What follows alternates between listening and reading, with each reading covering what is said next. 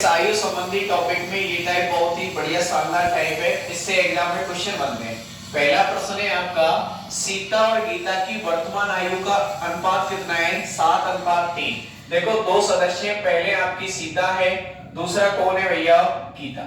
वर्तमान आयु का अनुपात 7 कितना है? 3। प्रश्न में कहा गया है कि कितने वर्ष के बाद में, 4 वर्ष के बाद में उनकी आयु का अनुपात कितना हो जाता है?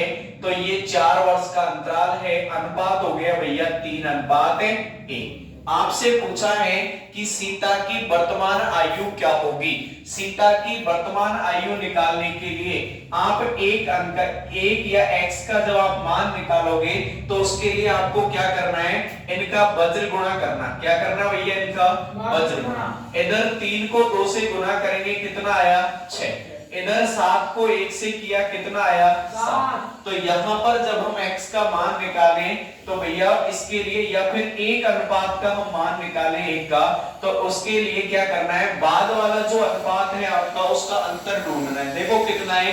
2 और 1 का अनुपात कितना है आपका? 2 और 1 का अंतर कितना है? 1 बटे इधर जो हमने वज्र गुणा किया, तब वज्र गुणा करने पर जो आया उसका अंतर कितना है बताओ? 1 है।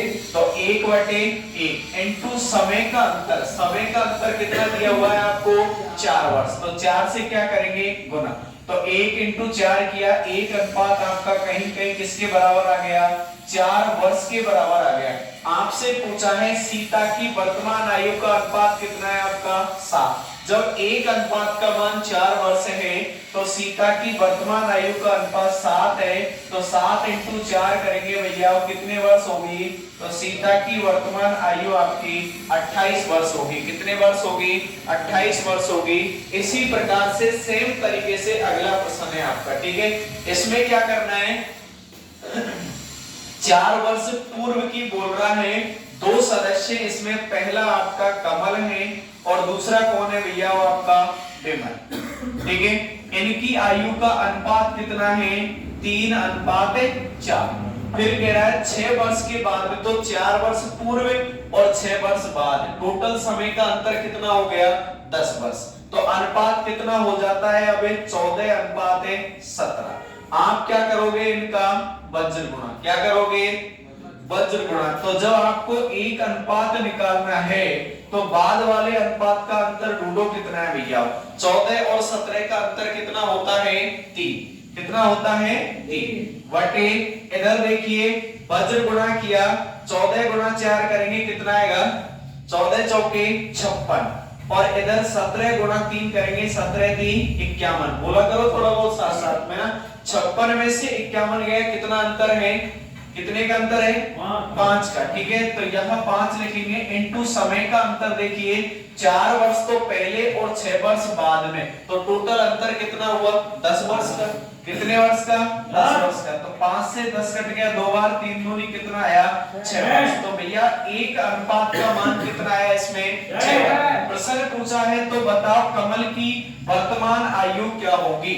कमल की वर्तमान आयु। प्रश्न कह रहा है 4 वर्ष पूर्व कमल और विमल की आयु का अनुपात यह है।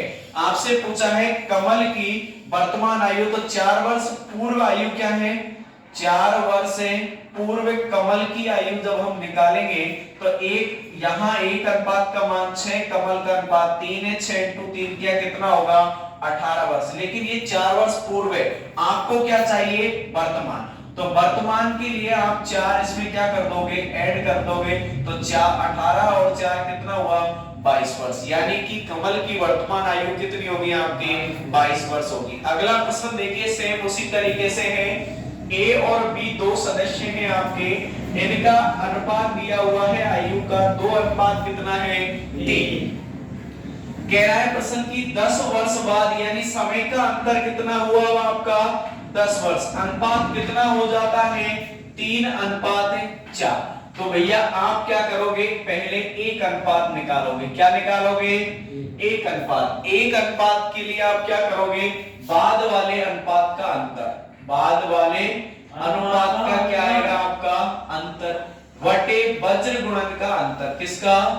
वज्र गुणन का अंतर। इनटू क्या कर देना? समय का अंतर। किसका अंतर भैया?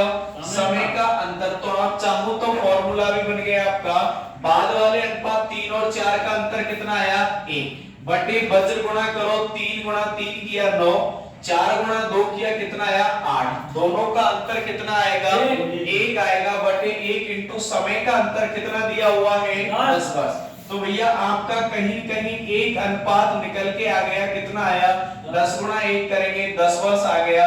प्रश्न में पूछा क्या है आपसे कि इसकी वर्तमान आयु क्या होगी, तो एक का अनुपात वर्तमान का कितना है 2 तो 1 अनुपात 10 है तो 2 अनुपात का मान कितना होगा 10 दूनी 20 वर्ष एक ही होगी और b का अनुपात 3 है 3 इंटू 10 कितनी होगी 30 वर्ष आपकी b की आयु होगी। यही इसका क्या होगा आंसर।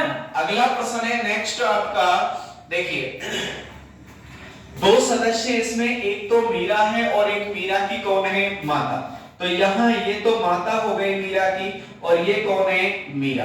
तो यहाँ पर देखिए मीरा की माता की आयु मीरा से कितनी गुनी है 4 कितनी गुनी है 4 बोला करो बोलते क्यों नहीं तुम है ना। मीरा की माता की आयु इस समय मीरा से कितनी गुनी है 4 मान लो मीरा की 1 है तो माता की 4 गुनी यानी कितनी होगी 4 तो भैया दोनों में अनुपात कितना आया 4:1। आगे कह रहा है 5 वर्ष बाद कितने वर्ष बाद तो समय का अंतर कितना है 5 वर्ष तो 5 वर्ष बाद उसकी माता की आयु उस समय उससे 3 गुनी कितने गुनी है 3। अगर मीरा की 1 है तो माता कितनी होगी 3 गुनी होगी माता की आयु कितनी होगी 3 गुनी। समय का अंतर है वही देखिए क्वेश्चन हल करेंगे।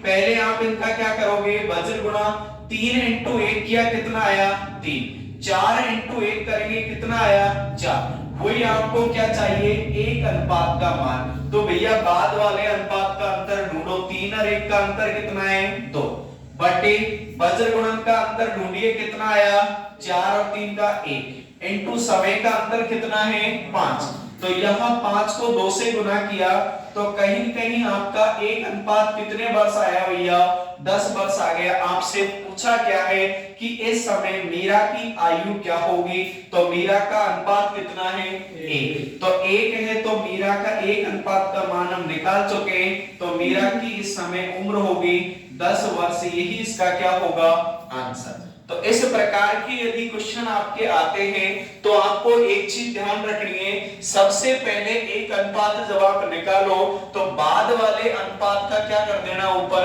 अंतर और नीचे भाग किसका देना है जो आपने वज्र गुणा किया है। अब चाहे पूर्व का समय हो चाहे बाद का टोटल जो समय का अंतर आए उससे क्या कर देना गुना कर देना। आयु संबंधी इस टाइप के क्वेश्चनों में आपका एक अनुपात का मान ज्ञात हो जाएगा।